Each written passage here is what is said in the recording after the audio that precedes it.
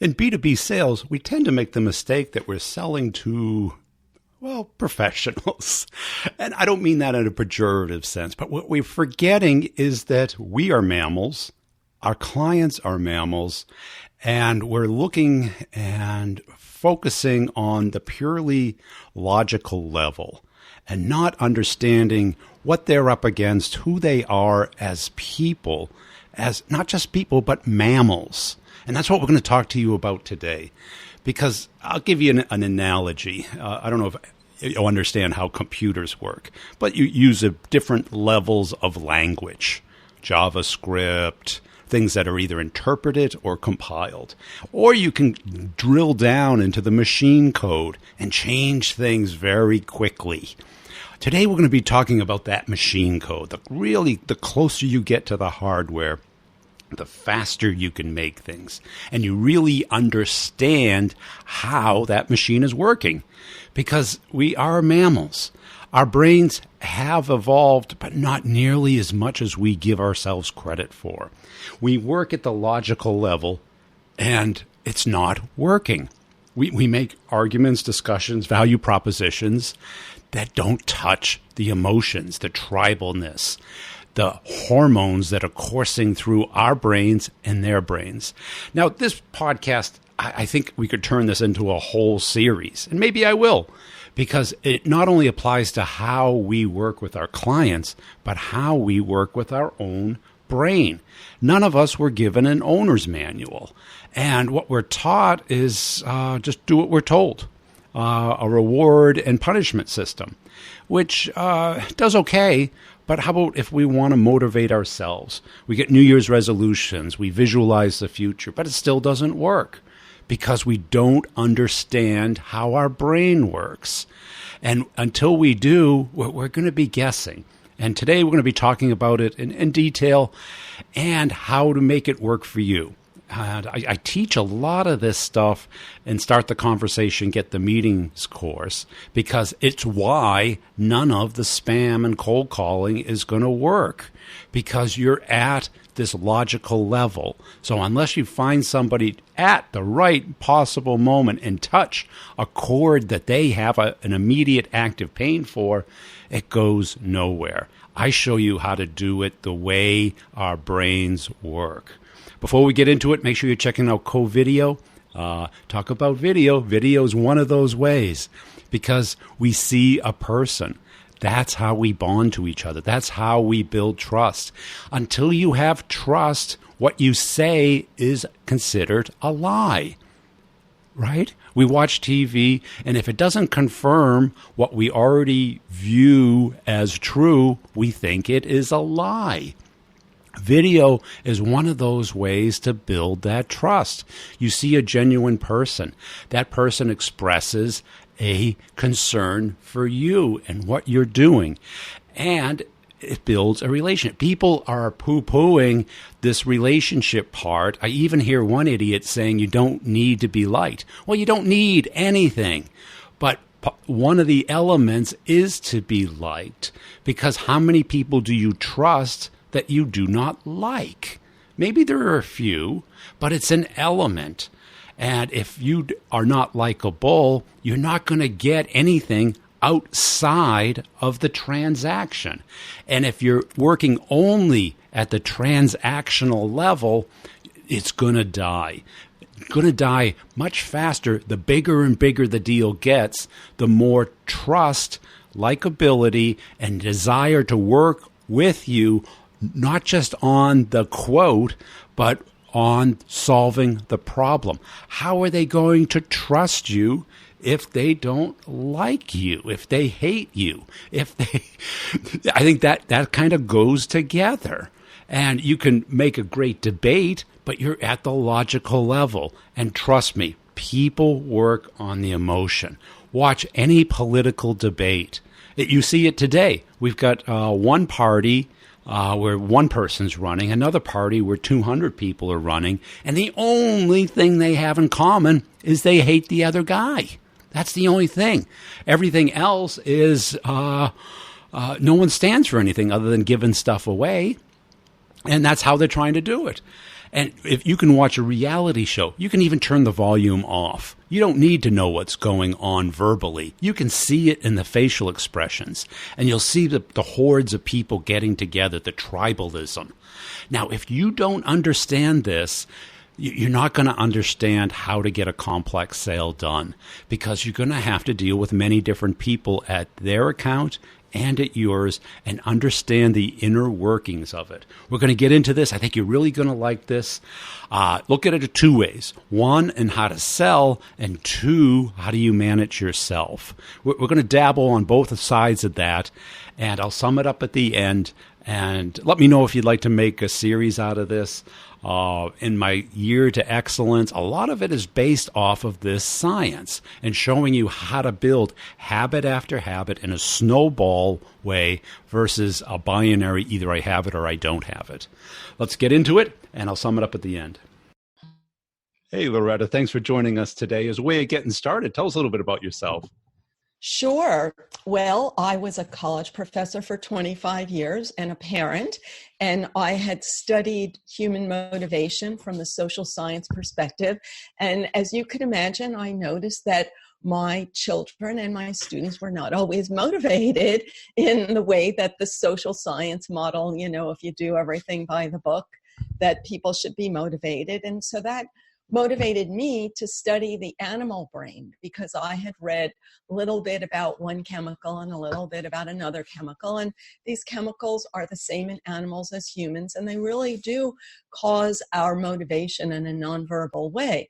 So the more I read about them and connected the dots, the more amazed I was that these chemicals really explain everything that we experience on a daily life that we can't put into words because our verbal brain and our mammal brain are not on speaking terms.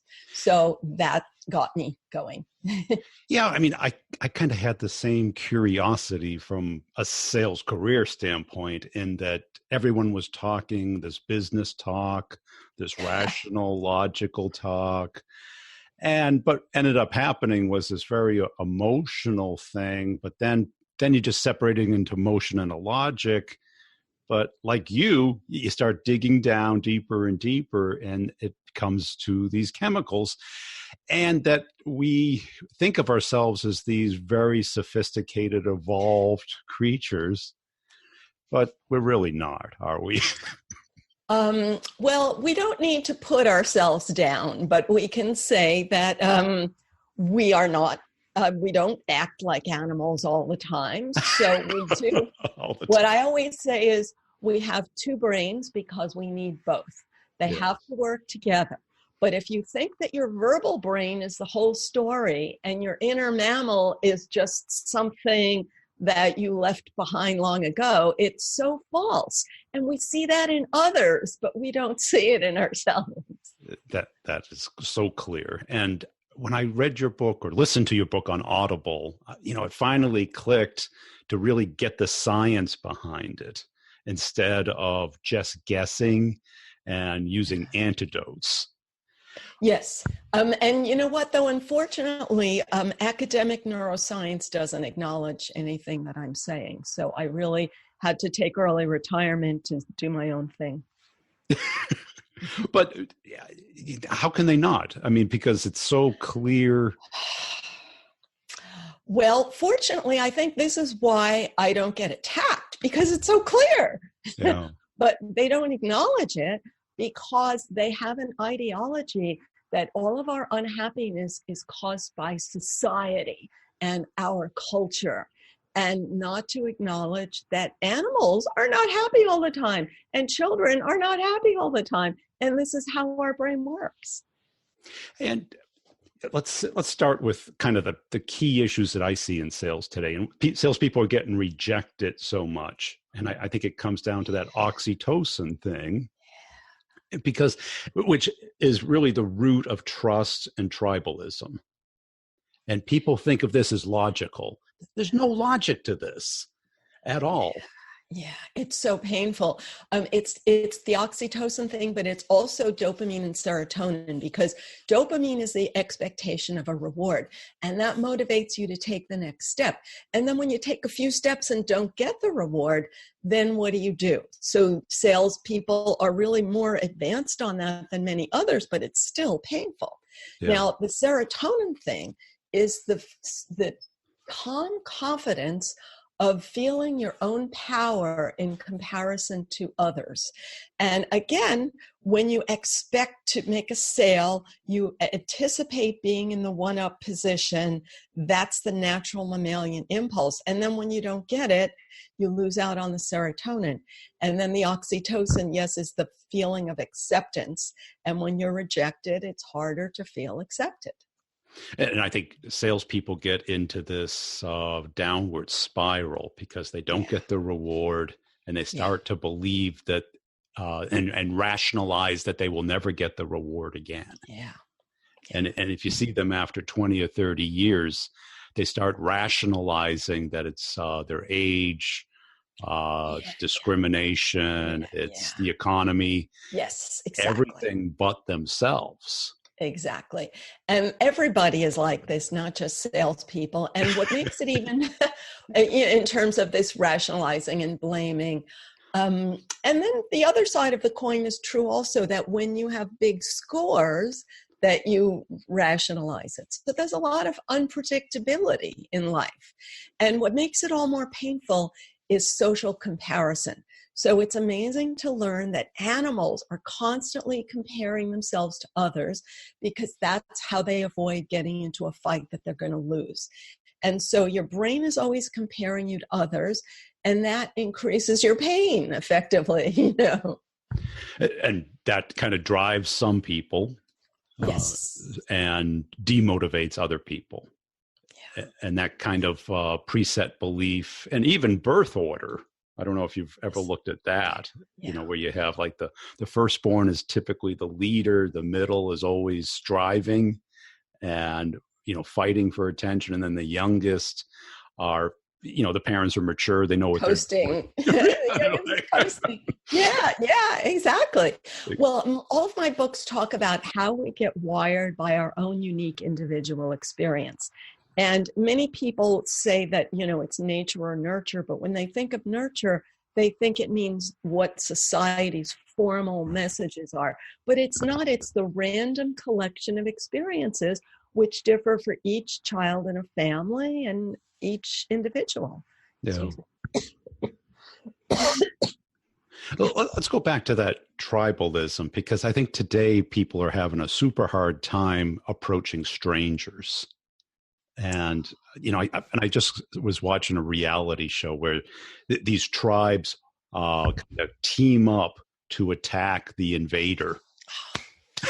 Right. What show is? A reality show. They're all the same, right? It was Southern Charm, but it was like, where there's always the enemy, there's always the villain, and it changes. Exactly. So this is exactly how the mammal brain works, that mammals bond in the face of a common enemy. So mammals are competitive, and it's hard to get along with each other. And the only time they get along is when they bond against a common enemy. And the mind-blowing example of this is that when explorers went to new lands in centuries past, the tribes they encountered had constant warfare with those local tribes. And in academic anthropology, this has all been covered up, and we're made to believe that all of these non-industrial tribes were at peace and harmony and lived with nature and got along. It's totally untrue. I'm writing something about this now. And so this kind of conflict has been incessant in human life. And the fact is that we actually have less violence today, and we get along better today. But we've gone so far on that road that you are expected to treat every stranger like they're your best friend and have no barriers at all. And it's not natural. So people feel threatened. Yeah. And that's it, because if you go to a museum, and I've used this analogy, the paintings have one of two themes. When the invader lands, they're either killing the indigenous tribes or they're giving them a gift. Mm-hmm. And I think the gift switches from you're the enemy to, oh, you're part of the tribe. And I think that's Yeah. when that switch, that oxytocin happens. Yeah, yeah. So here's the amazing thing. The brain learns from rewards and pain. And the brain is always learning from rewards and pain.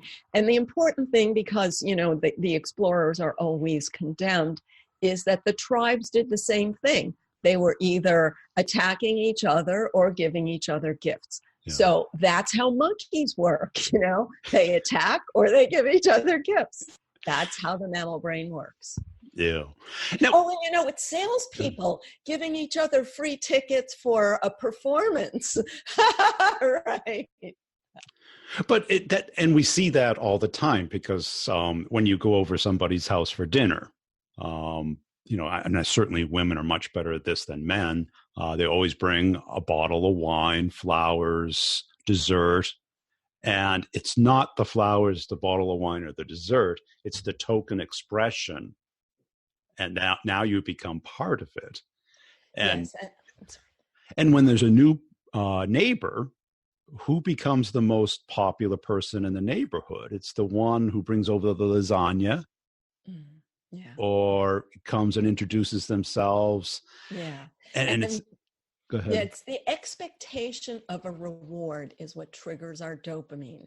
And so when you're invited for dinner, of course, also the person who made the invitation is presenting the dinner. They're also offering a reward. And the way it works in the mammal brain is you reward others because you expect reciprocity. And so the whole idea currently in academia is that we're supposed to be altruistic, and they're covering up that anticipation of reciprocity. Now, when you bring the lasagna, what is the reciprocity? Or when you receive the lasagna, or maybe you don't want the lasagna because you don't want to be obligated to reciprocate. Yeah. And as a college professor, the example that I always focus on is when my students would, people would bond on the expectation that you would help each other cheat on an exam. And I think this is often a model for the dynamics in the world. But that's that bond. And I think I've viewed this throughout my life, that, the people who I've been friends with my whole life, there was a one consistent pattern in that I helped them move once when we were in our early 20s. And it was that gesture bonded us for many years, while other people kind of dissipated. And we see this with college roommates all the time. They stay lifelong friends because they bonded for that 1 year or 4 years in school. They may not have had anything in common. Yes, and not only that, it was random that they ended up together. They didn't choose. So, yes, exactly. So, but one thing that's important, of course, I'm offering to help someone move. It's a great example that we all have the power to offer rewards and create bonds. But one thing is, the neural circuits we build in youth become myelinated, and they become any neural circuit that's highly developed, you use it effortlessly. So your oxytocin turns on easily in ways that triggered your oxytocin in the past.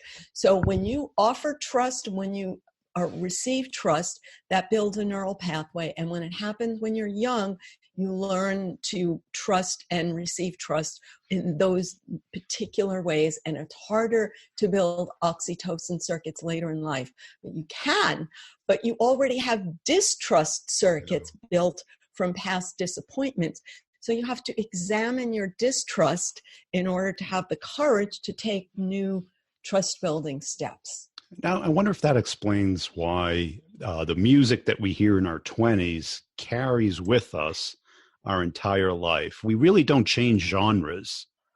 Yes, and also, the haircut that you had in your 20s and the styles and things. Yes, The yes, things you find exactly. attractive in other people, Exactly. So we're always learning from rewards. And when you're young, you learn that a certain look or certain culture or style gets rewards, and another style gets spurned or disdained.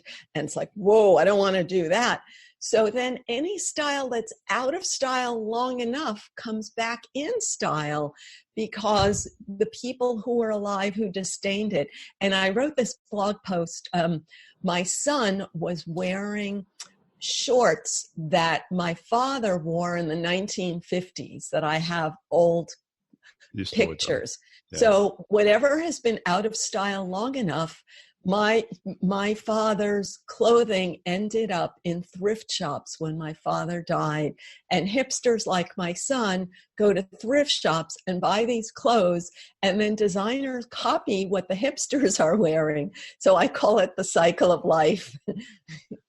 Now, let's talk about anxiety. You wrote a whole book about anxiety, and I think anxiety is probably the number one preemptor from salespeople becoming really good.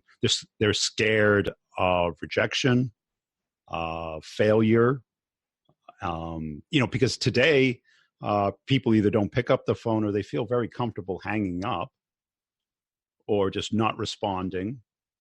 Because they get bombarded with communications. How do people go about managing their anxiety? Okay, I'll give you two examples. So one from perspective of my personal life and one from the perspective of a goat. Okay, so two very common.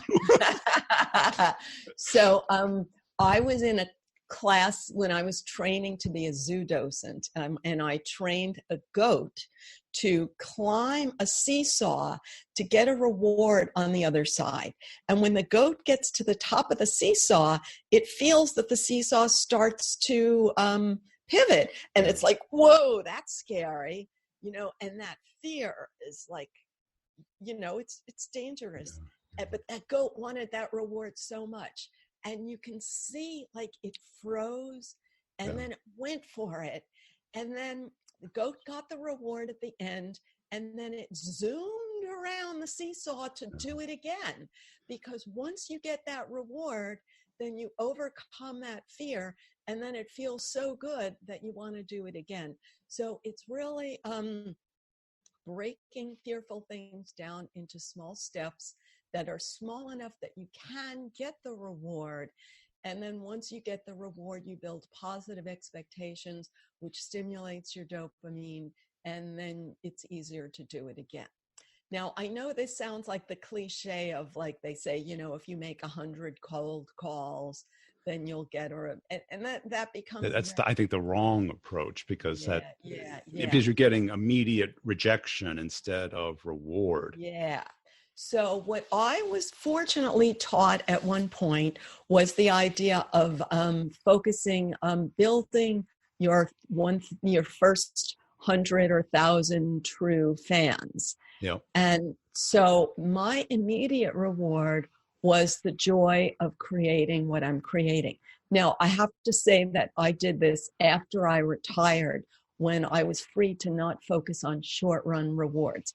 And I just felt like I enjoy what I'm creating, and I'm not going to quantify it. And over time, I kept taking small steps, and I gradually got rewards, and I could never tell what worked. But so many things didn't work. And when I tried to analyze what worked, it was very hard. So I just kept taking steps because I kept defining those steps in a way that I can enjoy them. How can I enjoy writing that next email? Or how can I bribe myself to give myself a cookie after writing 10 emails, but a healthy cookie? And just keep taking the steps and keep having fun, rather than trying to think I'm going to be a big hero. And then it took years to finally accumulate into something. How about as far as like bringing yourself into the current moment? Because anxiety is the fear of the future, where depression is digging up the past. Mm-hmm. Because there's a lot of either meditation or mindfulness that gets people first in the current moment. Yeah, I understand what you're saying. I don't 100% agree with this perspective, because what I always say is we have two brains because we need both. So the human brain can anticipate the long-term consequences of what you're doing. So from an animal brain perspective, if you're a lion and you chase a gazelle and the gazelle gets away, and then you chase another gazelle and that gazelle gets away, you're hungry. And if you watch nature videos, you see that those lions don't eat for a week sometime. And when you're hungry, cortisol, hunger is cortisol. So that creates a full body feeling of threat. So that's what we're experiencing when we have a few failures. And your human brain says, whoa, if I don't figure out what went wrong and correct it, then I'm going to die of starvation, which is what, the nonverbal cortisol feeling. But I can't figure out what went wrong. So you really are looking for a pattern. That's what the human brain is designed to do. The pattern is, what did I do wrong and how do I correct it? But often you can't figure that out. So but I have to give my human brain something to feel better. Yep. So what I give it is to say, I'm going to do one thing different. And if that doesn't work, I'm going to do one other thing different. So I can't necessarily predict the future and predict what will work, but everyone who has ever succeeded just kept doing one thing different. And so that's a way that I help my two brains work together.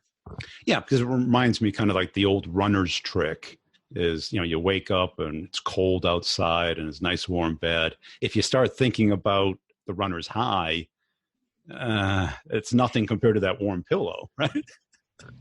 So what you try and do is just like think of anything but the running and just get one leg out of the bed, get the other leg out of the bed, put the socks, put the shorts on, put the sneakers on, walk downstairs, get something to drink, just get outside that door, put some ear pods in it, and that little step, and just trick your mind into I don't have to run, I just have to walk. I don't have to walk far, just another, block. And before you know it, you're running. And then before you know it, you're enjoying the run. And you're having a good time.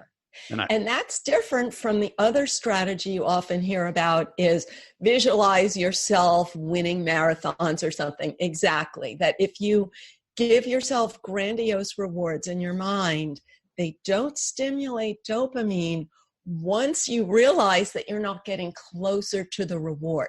Yeah. So if you have a reward that's too big and you're not approaching it, then your brain says, no way, you're not tricking me with that. And so intermediate rewards and immediate rewards are very useful. Yeah. And that's probably why New Year's resolutions don't work. It's too much, too fast, and there's no reward. Yeah, but I really focus on making things fun. Yeah. So making your run fun. And I discussed this with my husband for a long time because I said, why don't you listen to audiobooks while you're running? And he said, well, I could never concentrate on what. And then finally I said, let's just try it. So he tried it and now he loves it. Yeah. And when I get... there's always these threats. You get a lot of pressure from management. Yeah. Customers don't always move as fast as we'd like them to or do what they say they're going to do. How do we keep that cortisol? Yeah. Okay, so I could talk theoretically about cortisol, but that's in my books. So get that in my books. Tame Your Anxiety is the book about that. Well, all my books have that. But let's talk practically for salespeople. So, your boss is a jerk, your coworkers are jerks, and your bill collectors are jerks. So, but let's think about, so how do you live in a world full of jerks? If, getting into the way your brain is seeing it. So one is live within your means, which from a theoretical perspective is focus on rewards that you have control over and limit threats by having control over them. And what I say is that a gazelle always lives in a world full of predators. It can never control the predators. It can never make a perfect world. So what does it do? It has confidence in its own skills. That's the only stress reliever we have. So if you live within your means, then you have confidence in your ability to pay your own bills. That's really all that we have. Same with your boss. If you say, my boss will always be a flawed mammal, I will never have control over them. My coworkers will always be flawed mammals, I will never have control over them. But I have the skills to get a new job if need be, and I have confidence in that. But for now, I'm going to get the best out of the situation I'm in. And how do people make this kind of a daily habit? Because, reading your book and knowing it is good, but you're not going to, unless you do it every day in some way, have some kind of reinforcement, habit building. It'll dissipate, and then 3 months you go, I better read that book again. Yeah. Right. So to make it a habit, that's a different book of mine called Habits of a Happy Brain. And it explains why, again, as I said, that habits build effortlessly when you're young, which is why we're so driven by our early habits. And the simple example of that is that you can speak your native language effortlessly, despite the fact that if you've ever been around a young child, they work very hard to build those neural pathways to create that native language. Now, when you try to learn a foreign language, you're aware of the difficulty of the work, and many people give up. So it's the same thing with emotional learning, that your emotional habits of youth were learned without conscious intent, but later on you can build new emotional habits, but it's as hard as learning a new language. And so what I explain in the book is you can build new habits with repetition, design the habits you need, and start with very small habits so that you can build your confidence in your power to do it. And first design a habit that stimulates a happy chemical that you already feel comfortable with, and then design a small one with one that you're less comfortable with, and you just keep building on that. And in the book, you say 45 days. Is that what you feel is the right amount of time? Oh, I do think so. Now, the idea is, of course, you're intending to do it the rest of your life. Yes. But in 45 days, it will get easier. But for those first 45 days, it will not feel good. And so you have to repeat something that doesn't feel good, knowing that it will eventually feel easier. So the simple example is eating a cookie will feel good. Eating a carrot doesn't feel good. But after 45 days of going for the carrot, in the moment that you have that desire to nosh on something, then you'll feel good about that habit. And the carrot is not a habit that I'm suggesting per se. In the book I talk about, in all my books, I talk about designing the habit that feels good to you. So if it's not a carrot, you will design something that builds on happy circuits that you already myelinated in your childhood. And is it part just to constantly reinforce that this is the way your brain works versus trying to wonder, the difference between science and folklore, like astrology, something that's people believe in, but there's nothing behind it. Yeah. And, okay, so there's that higher power, and I'm not criticizing any beliefs in higher powers, but you have to have, on some level, some belief in your own power, even if you think that the higher power has given you your own power, but you have to honor your own power. And a nice way of calling that is self-acceptance. So much of what we hear today is what I call the disease model, which is I'm broken, something is wrong with me, and instead of believing in my own power, I believe in the doctor's going to fix me. Give me a pill. And that's so unhealthy. So we have to believe in our own power instead of just blaming our brokenness on something external. And now, how about things like depression? Because, and certainly this happens to salespeople all the time. They get kind of frozen in depression. They've had a bad quarter or 3 bad quarters in a row, and it's hard to, get up and get going again.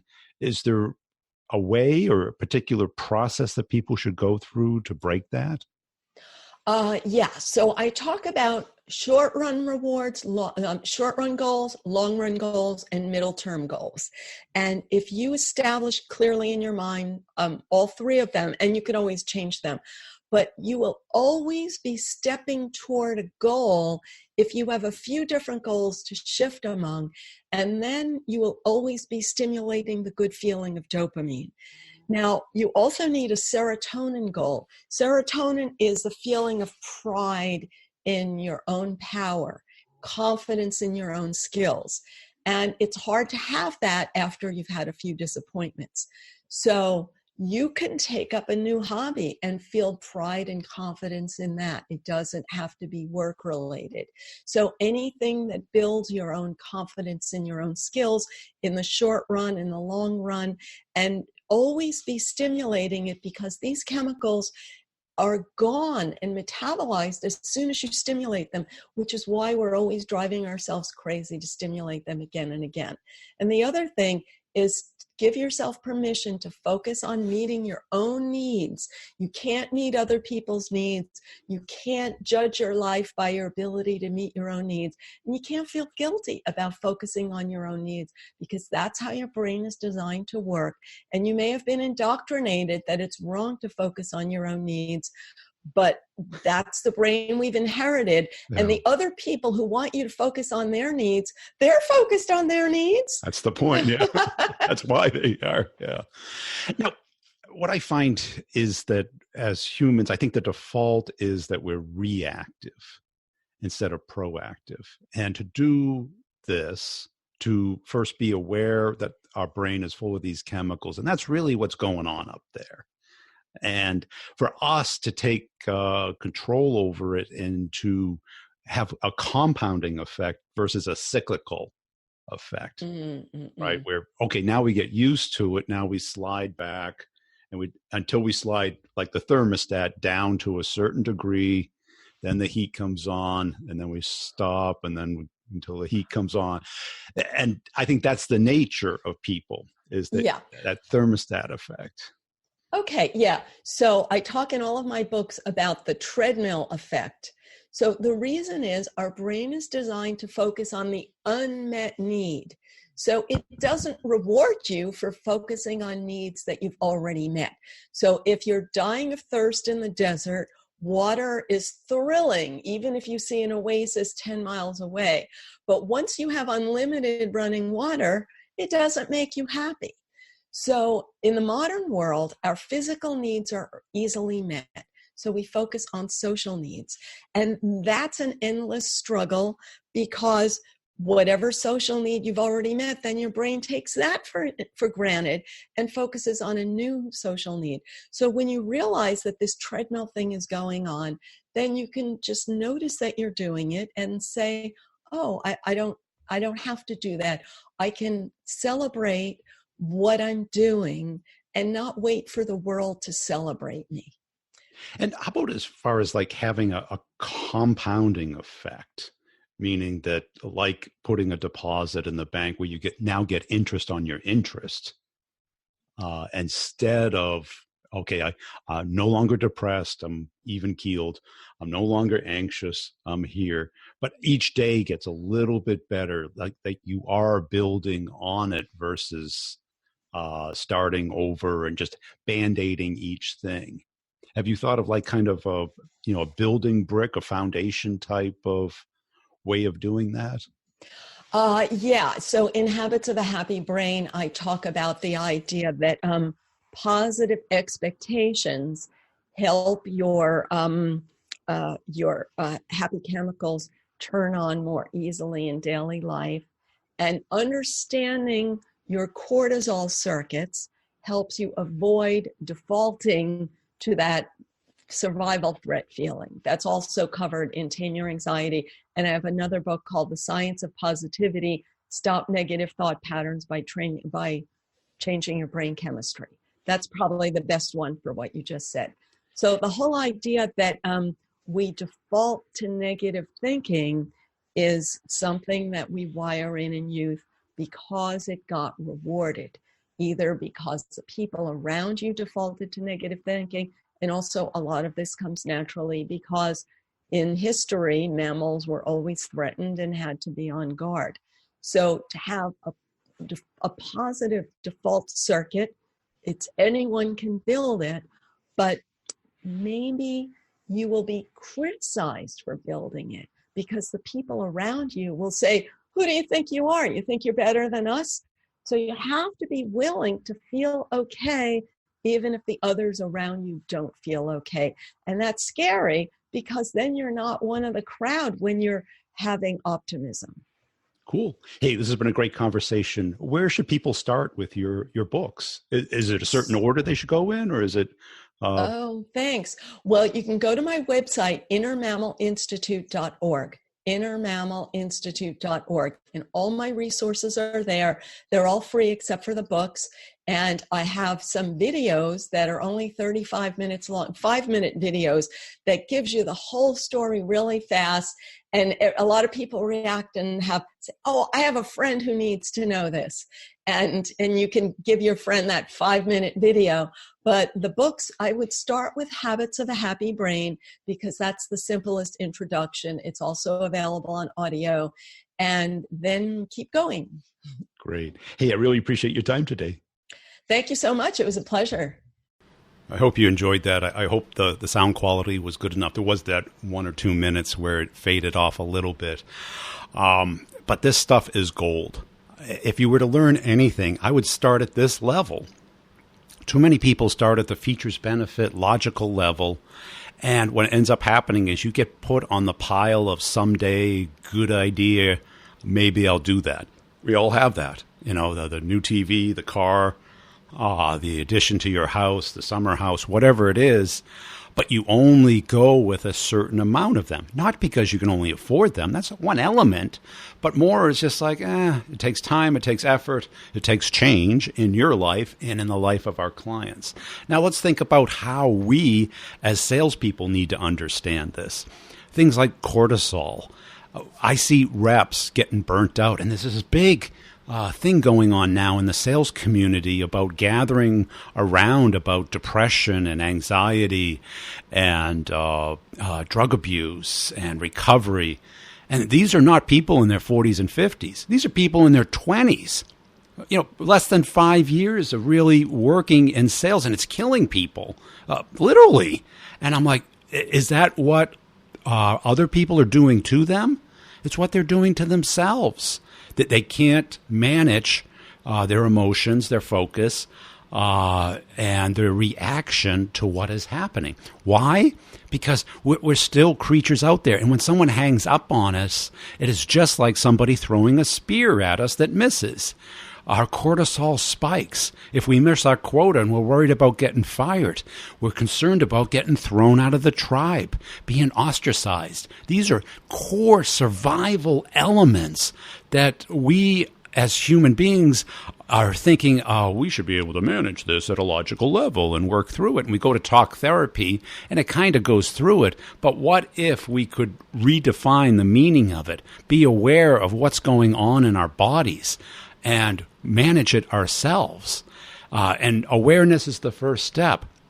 Now, what I teach and start the conversation, get the meeting, is that a company is a tribe, and they have a common enemy, anyone outside the tribe. They're competitors, people trying to take their money, and guess who's trying to take their money? Us. So what do we have to do? I show you the exact stages that you have to go through to become part of their tribe. And if you've ever had that sensation of being part of one of your clients' tribe, all of a sudden the trust is there. Everything happens automatically. And that's what I try and have with my sponsors, my partners. I promote their products, I share them, I use them, and I want to become part of their tribe. And once you've gone through that, all of a sudden, all the resistance goes away. And not only does the resistance go away, you start to build up with them. And now in larger, complex sales, this is not optional. Unless they have to buy something and you're just one of them. You get put into the spreadsheet, which is a total logical thing.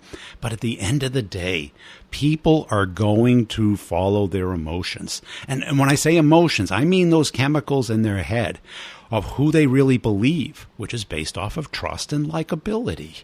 And you can ignore it saying, oh, I'll argue them to death. And it's like, well, yeah, but that's not a sale. That's them agreeing with you, but they're not taking action. They may agree that your product is best and I need it, but that's not an order. That is, what? I guess maybe at best a commitment to a next step. So this is critical elements because everyone is pushing us to treat people like personas. And that is useful to an extent. To understand, what do CEOs think like? What do they care about? What do CMOs, what do CTOs, what do CROs think like? What do they care about? But we're only working at that logical level. And they don't believe our logic because we're outside the tribe. We have to get inside the tribe. I think I'm going to do a little bit more on this. Let me know your level of interest and applicability. Some of it when we start using, the names of these hormones, people tune out because they're either not familiar with them or it doesn't resonate with them. But take your time. And even Loretta's books, I'm listening to one on Audible right now, and it's not the type of thing that you can just listen to maybe while you drive or run. You kind of have to think through it, apply it, relate it to your world, because once you do, what's going to be going on will start to make sense to you. Hey, I really appreciate you listening. Please tell a friend about the Brutal Truth About Sales and Selling podcast. If you have sales questions, send them to me on LinkedIn. I answer them on the Sales Questions Brutally Honest Answers podcast. And this week on the B2B Revenue Show, I've got a guy who's teaching people how to program and getting them jobs, internships, where they're going from making the minimum wage to making a real salary. It's a great story. Anybody who's out there, I do that for salespeople. I don't get you a job, but I show you how to get a job. Come on, I'm busy. I got my own job here. That's it. Also, check out my YouTube channel, Brian Burns Sales on YouTube, or just search Maverick Method, all one word. And that's it. We'll see you next time.